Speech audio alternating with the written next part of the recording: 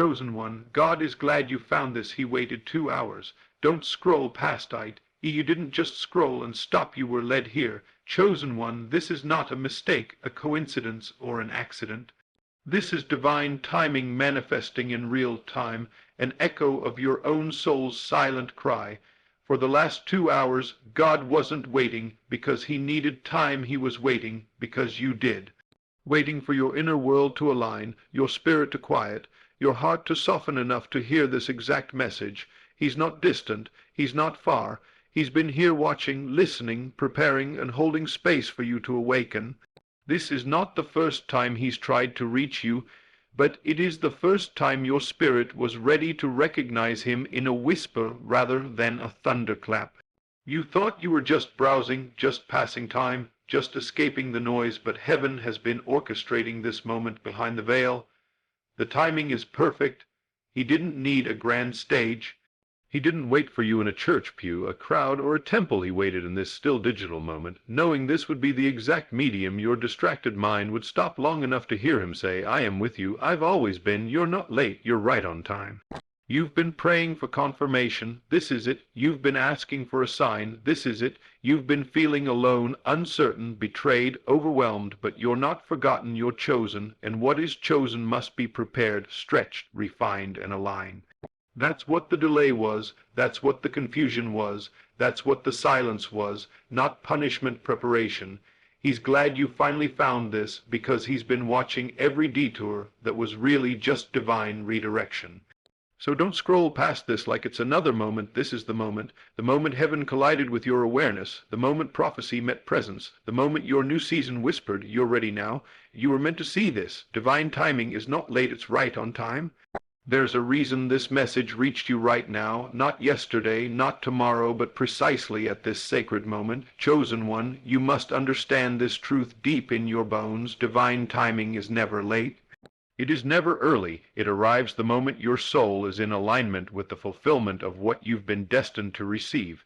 This is not just a video. This is not just a speech. This is a spiritual activation. For too long, you have questioned the delays, doubted the silence, and wondered why what you know was promised still hasn't shown up. But what you're feeling now, this stillness, this magnetism, this inner stir, is confirmation that you are standing in the overlap between what was prophesied and what is about to manifest. The promise has not passed you. The door was never closed to punish you. It was protected until you were positioned correctly. You see, the chosen ones don't operate by human clocks. You are on divine timing, a schedule that is beyond the rush of this world, beyond the pressure of calendars, and beyond the anxiety of comparisons.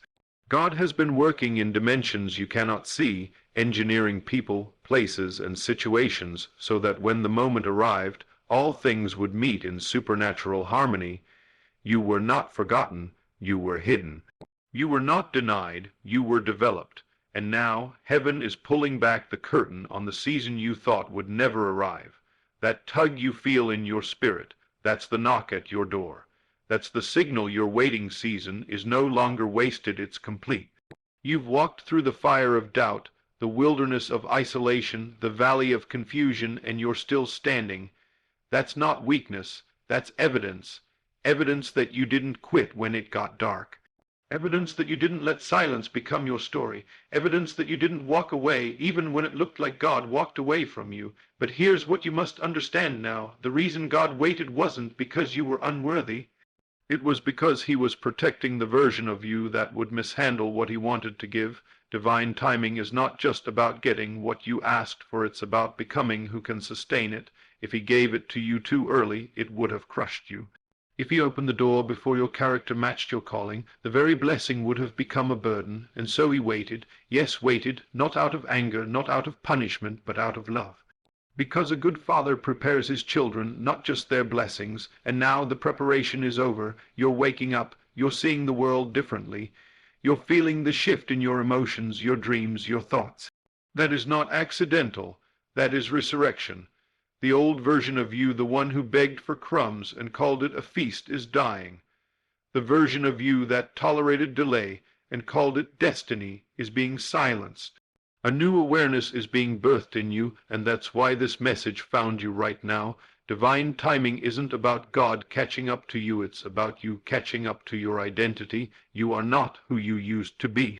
And God could not allow your promise to arrive to an outdated version of your character. He had to break the ego.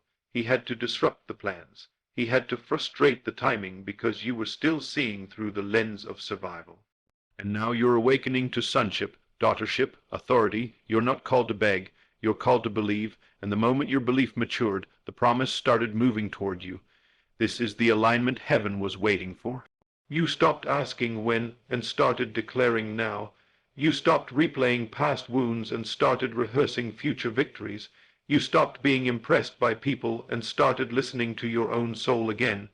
And God said, finally they're ready, ready not just to receive, but to carry, to steward, to embody, to reign. The truth is, chosen one, the delay was never about distance, it was about depth. God needed to anchor you in his presence so the winds of time wouldn't shake your purpose. And now you're anchored. You've seen what loss can't take from you. You've survived seasons that tried to suffocate your hope. And even when you were tired, even when you wanted to quit, you kept showing up. That is why divine timing is meeting you now, because you've become unshakable, and nothing can be given to a soul that will misplace it in panic. But peace invites promises. Peace is the atmosphere where miracles manifest. And you, chosen one, have entered that peace whether you feel it fully or not. Your inner world has shifted. You don't need to try harder. You don't need to convince God. He's already convinced. He's been waiting to give, not waiting for you to earn. But he couldn't release it when your mindset was still enslaved. He couldn't open the door when you were still trying to become what you already were. The shift is not outside of you. The shift has been happening within. And now that your spirit is aligned, your promise is arriving. Don't look at the clock. Don't check the calendar. Don't let logic rob your miracle. What is happening in this moment is a sacred collision between divine will and awakened identity. You're not who you used to be. You're not stuck. You're not behind. You're chosen, and you've been located by grace. God doesn't just move when we cry. He moves when we believe, and your belief has summoned the movement. Don't miss this. This moment is the burning bush, the sudden light on the road to Damascus, the whisper in the cave. It is holy. It is divine. It is now. This is not the end of the delay. This is the end of your agreement with the idea that you were ever delayed at all. You were being held, not withheld. You were being refined, not rejected. You were being synchronized with heaven's rhythm, and now every step forward will feel lighter. Every decision will feel clearer. Every moment will feel more alive. That's what divine timing feels like, the shedding of weight you were never meant to carry, and the arrival of everything your soul already knew was coming. You've crossed over. The waiting is over, the watching is over, the wondering is over, the wandering is over. Welcome to your set time. Heaven did not forget you. Heaven waited for you, and now that you're here, everything changes. Don't scroll past it. Don't underestimate it. Don't explain it away. Receive it. This is your moment. This is your sign. This is your time. God waited because he was protecting the version of you that couldn't carry the promise. Chosen one, let this truth settle deeply in your soul. God did not delay your promise. He delayed your access to it because the version of you that wanted it first was not ready to carry its weight. What you thought was divine silence was actually divine shielding. He wasn't ignoring you. He was guarding you from stepping into something too sacred with hands too shaky. You cried out in frustration, wondering why others moved ahead while you remained still, why your prayers seemed unanswered, why your efforts produced little. But all along, it wasn't punishment, it was protection. Heaven wasn't denying you, it was defending you from the parts of you that still didn't believe. You see, God doesn't build the blessing first, he builds you first. Because the promise is never the destination, you are. The kingdom isn't something you enter, it's something you embody, and you can't embody something eternal while still being ruled by fleeting emotions, unstable confidence, or trauma disguised as ambition. So God waited, not because he was uncertain, but because he is wise. He saw what you couldn't see, that the version of you who was still bitter, insecure, desperate, or obsessed with external approval would not only misuse the promise, it would self-destruct under it. There was still a version of you that wanted the miracle just to prove to people you were worthy, not because you knew you already were. So he hid it. He concealed it beneath layers of time, trial, and transformation. The very moments you thought were setbacks were actually sanctuaries, places where the fire burned away your former identity and birthed a new one. You wanted it fast. God wanted it finished. You wanted a breakthrough. He wanted wholeness. You wanted the platform. He wanted purity, and so he waited, because only the mature can steward what the immature would spoil. Think back. If he had answered your request when you first asked, would you have handled it with reverence or with ego? Would you have used it as a tool to serve or as a weapon to boast? Would you have seen it as a gift to protect or a spotlight to feed your wounds? God saw through every surface-level desire and reached down into your roots. He didn't give you what your lips asked for. He gave you what your soul needed. Time to break away from false identities, time to heal from old agreements, time to release the idols of control, fame, fear, and validation. Because if he didn't deal with them privately, they would have destroyed you publicly. That's why some doors didn't open. That's why some relationships ended. That's why some seasons dragged on longer than you thought they should. Because God was performing surgery, removing infections in your identity you didn't even know were killing you. And now, because you didn't quit during the process, you're standing on the other side as someone different, someone who sees clearly, moves slowly, speaks wisely, prays with power, and trusts with unshakable faith. You've become the version of yourself God was waiting for. That's the real miracle, the transformation of you, not the arrival of what you wanted. Because now, if he gave it to you, you wouldn't lose yourself in it. You wouldn't compromise your integrity to keep it. You wouldn't trade your peace for popularity or your purpose for temporary pleasure. You've been refined, and refinement is costly. It requires surrender, silence, obscurity, pain, all things your flesh hated but your spirit craved. Because your spirit always knew what was coming, even when your mind doubted. That's why you couldn't shake the feeling that something greater was ahead, no matter how dry or delayed the season seemed. That feeling wasn't delusion, it was prophecy. It was the echo of your higher self calling you to rise, and God honored it. He waited patiently, not because you were weak, but because he loved you too much to let you destroy what he designed. Can you see it now, that the unanswered prayers were answered protection, that the delay was a disguised deliverance, that the silence was actually sacred strategy? God knew that you couldn't carry the weight of destiny with a fractured soul. So he let time do its work. He let pressure purify you. He let darkness teach you discernment, and now what you thought was punishment is revealing itself to be mercy. A new you has emerged, one who doesn't need applause to feel seen, one who doesn't chase opportunities to feel valuable, one who doesn't idolize timelines or covet another person's path. You are grounded now, rooted, quiet in spirit, strong in conviction. You've died to the lesser version of yourself, and that death is what qualified you to live in the fullness of the promise, because God doesn't give crowns to people who still worship their own image. He gives them to the broken who have been rebuilt by his hand, and that's you. You've been rebuilt, piece by piece, tear by tear, silence by silence. You became the vessel that could carry the oil, and now the flow begins. The release begins, the acceleration begins, not because God changed his mind, but because you finally became the person he saw from the beginning. You're not arriving at a destination, you're becoming the destination. The promise isn't something external. It's something flowing from you now. That's why doors will open differently. That's why people will see you differently. That's why favor will follow you effortlessly. Because you're not chasing, you're embodying. You're not seeking approval, you're radiating authority, and all of heaven recognizes it. You've stepped into the version of you that the world has been waiting for, the version of you that God always knew existed. And now, finally, the two have met, you and the promise, not because you chased it, but because you became it.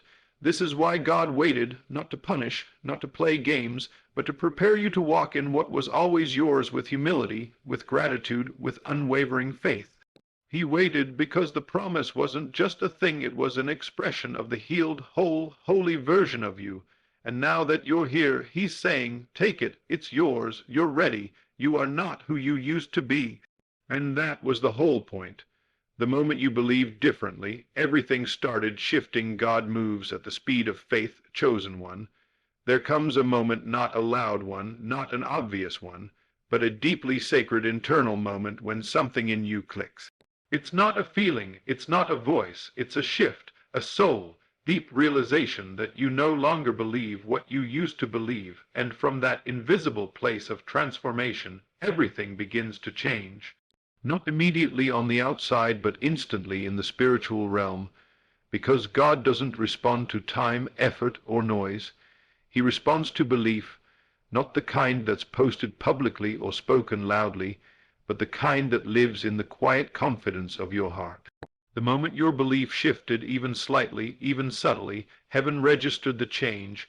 It was like an alignment took place. Your heart stopped begging and started agreeing. Your words stopped doubting and started declaring. Your posture moved from desperation to quiet knowing, and in that space something holy was triggered. God moved. He didn't have to gather resources. He didn't have to hold a council. He didn't have to weigh your past. The moment you believed differently, things in the spirit realm rearranged to meet the vibration of your new mindset. You may not have seen it yet, but you've already felt it. You know that feeling, that strange lightness in your chest, that sense of certainty you can't explain, that sudden stillness in your soul where anxiety used to live. That's what belief does. It realigns you with the divine blueprint.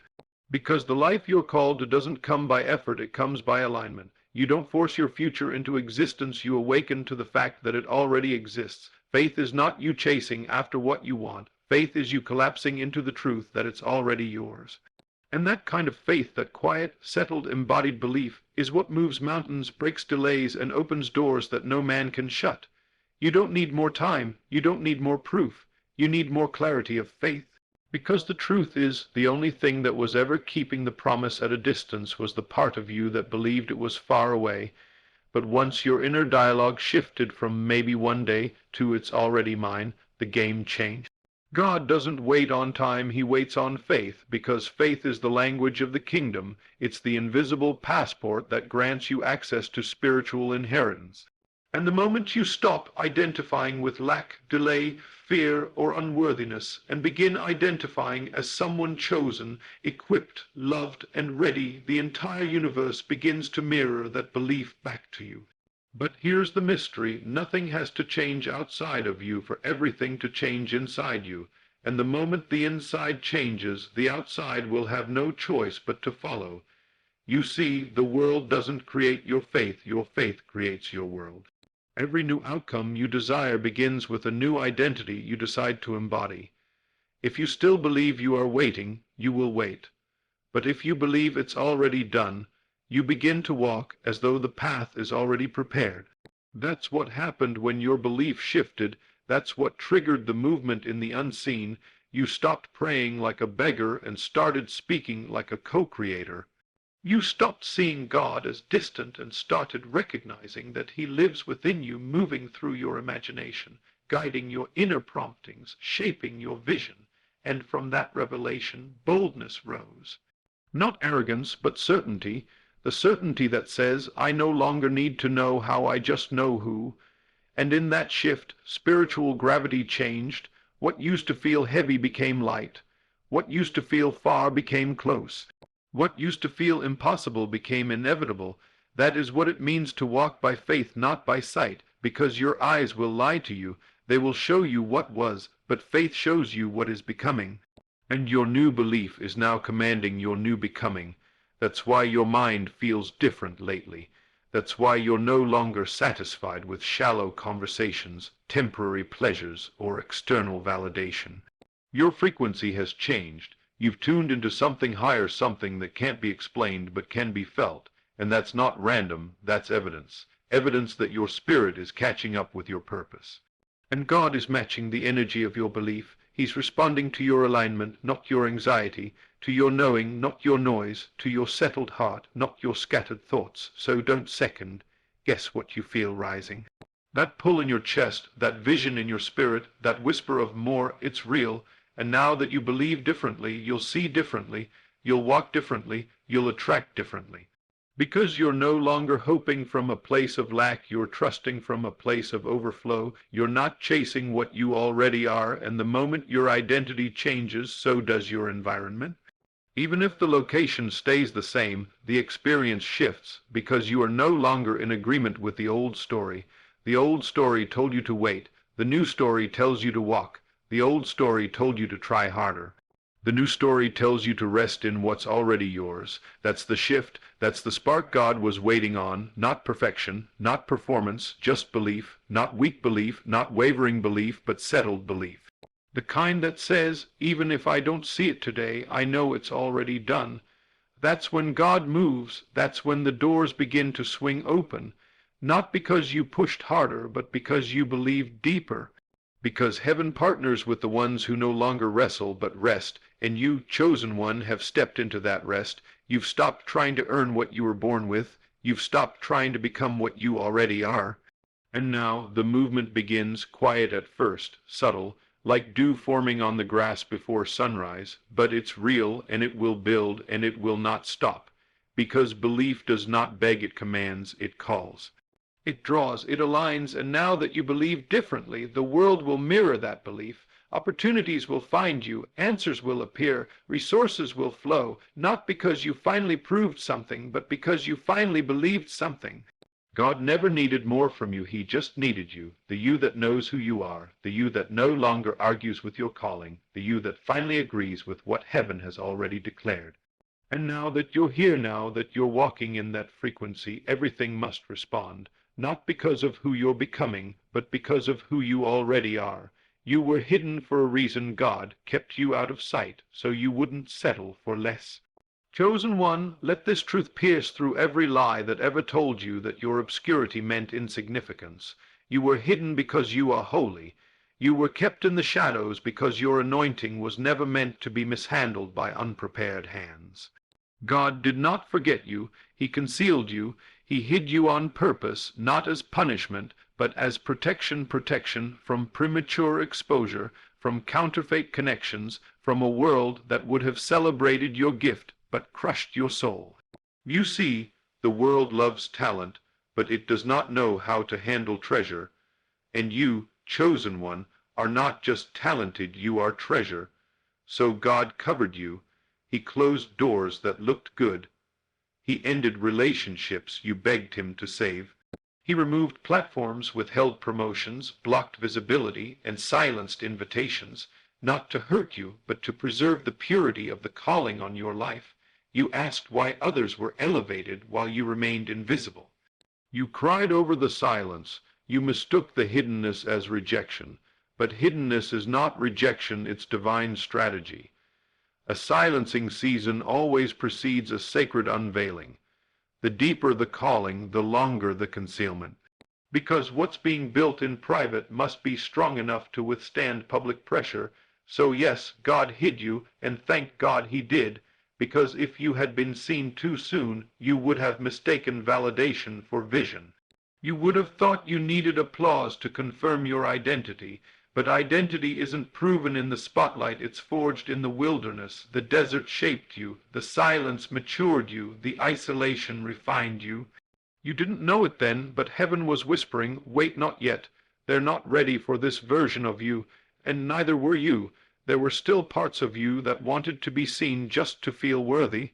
There were still old wounds begging to be covered in praise. So God delayed the visibility so he could deepen your roots. You weren't being overlooked, you were being overhauled.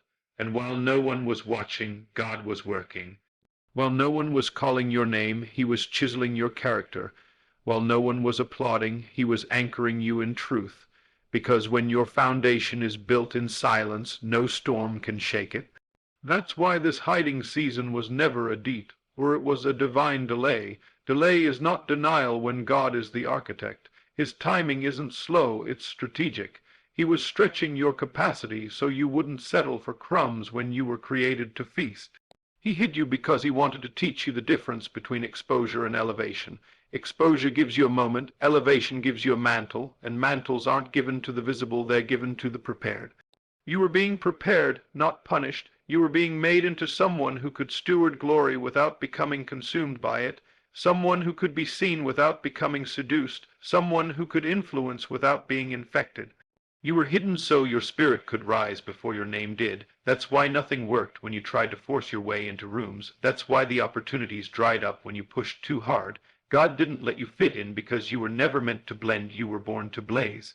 To carry something too weighty for shallow spaces, but first he had to get the shallow out of you, so he allowed silence, he allowed obscurity, he allowed the long nights, the closed doors, the dry seasons. Not because he was mad at you, but because he was making you. You are not being ignored, you are being incubated. Just like a seed is planted in darkness, covered in soil, surrounded by silence, so were you. And just like a seed, you were becoming in the hidden place. Hiddenness is where roots dig deep. It's where identity solidifies. It's where the noise dies down and the voice of God gets clearer. It's where performance dies and authenticity is birthed.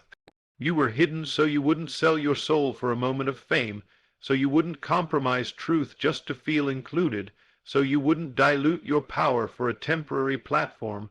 God kept you out of sight, so when the right time came, you'd walk out with clarity, not confusion, with boldness, not brokenness, with fire, not fear, and make no mistake, the time is coming, the unveiling is near, but it will not look like the world's version of success. It won't be loud, it won't be forced. It will be holy, it will be sacred, it will be ordained, and you will know it not because everyone sees you, but because you no longer need to be seen. That's the sign. When you no longer crave exposure, you're ready for elevation. When your desire to be useful outweighs your desire to be visible, the time has come. When your heart beats in sync with God's rhythm, not the algorithm, then you're ready. And here's the beauty, you won't need to chase it.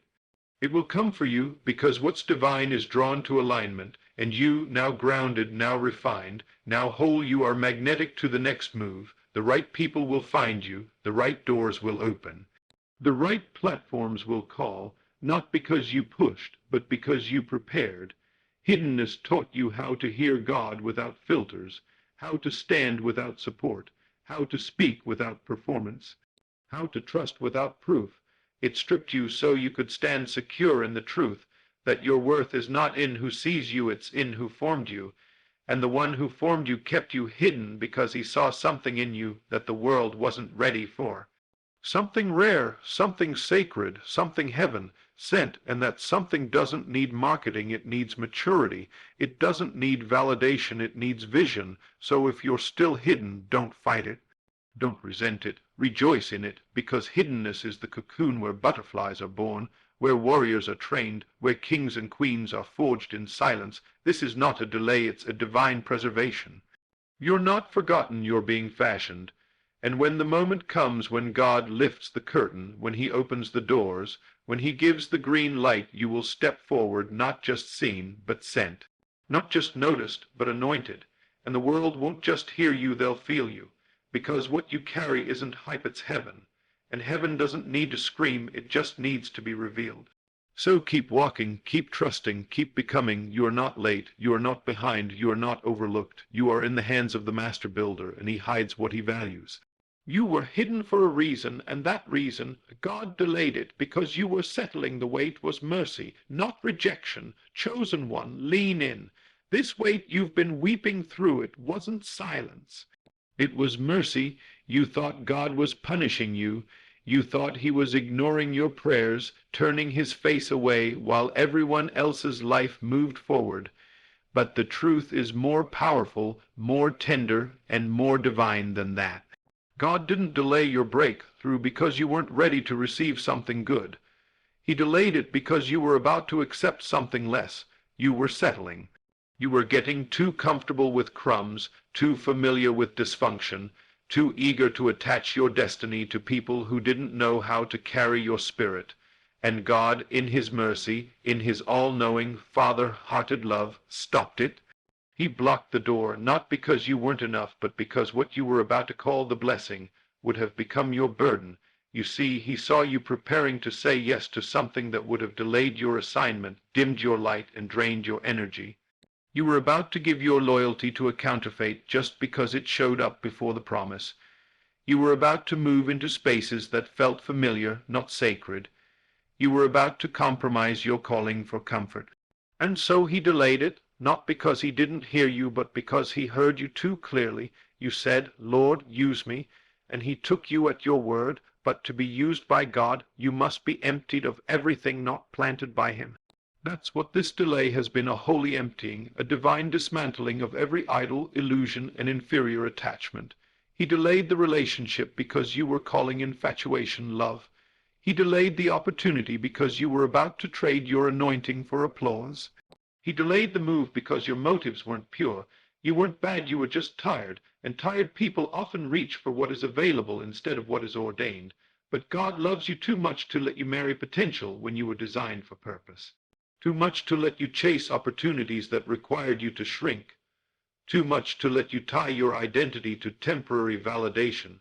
So he delayed it, and while you called it rejection, heaven called it redirection. You didn't miss your moment, you were rescued from a mistake. Because what you were preparing to accept wasn't going to last. It wasn't aligned. It wasn't rooted. It would have distracted you, derailed you, and eventually devastated you. That's why the silence felt so long. That's why the waiting felt like wilderness. Because in that space, God was detoxing you from desperation, stripping you from attachments, healing your vision so you could see clearly again. You thought it was just a delay in results, but it was a realignment of your identity. Because the old version of you, the one that was willing to settle just to feel safe, the one that mistook attention for love, the one that thought busyness was purpose, that version couldn't walk through the next door. So he waited. He waited while you healed. He waited while you wept. He waited while you questioned, not because he was testing you, but because he was transforming you, and transformation takes time. It can't be rushed. It happens slowly, in the dark, in the unseen chambers of the soul. It's in the moments when you wanted to quit but didn't, when you felt forgotten but kept worshiping, when you lost the crowd but found your core. Those moments didn't delay you, they defined you. That's why this wait has been so long, not because you were being punished, but because you were being positioned to stop settling, positioned to stop shrinking, positioned to see yourself the way heaven sees you, because only from that place can you receive what's truly yours. You had to stop identifying with being the one who almost made it, the one who's always overlooked, the one who has to settle for less. Those stories had to die. Those lies had to unravel, because the promise was never denied. It was just too holy to be handed to a version of you that didn't believe you were worthy of it. So God used the delay to bring you into agreement with your destiny. He used it to prune your relationships, sharpen your discernment, stretch your faith. You thought you were waiting on God, but he was waiting on you to rise, to evolve, to stop begging and start believing, to stop accepting scraps and start commanding with quiet confidence. And now you see how close you were to giving your yes to something beneath your calling. You see how exhaustion almost had you compromising.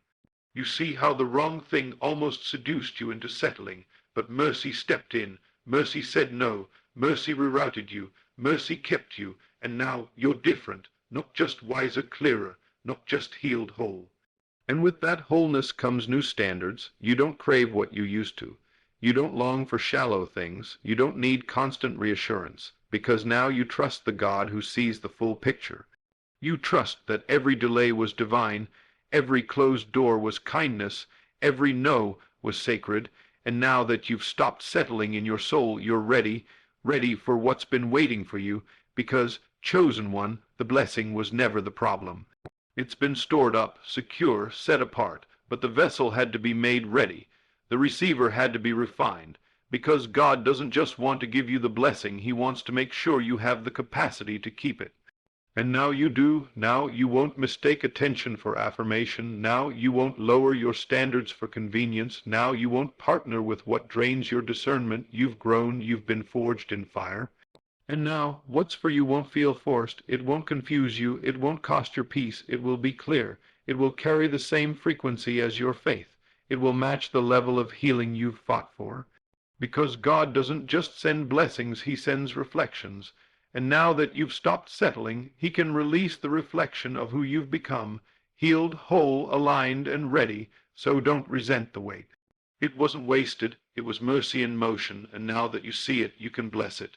You can look back and say, thank you, God, for every delay, every detour, every door you didn't let me walk through, because what's coming now won't just be good, it will be God. And you'll know the difference, because you finally stopped settling for less than you were created for, and heaven always honors that is about to be revealed.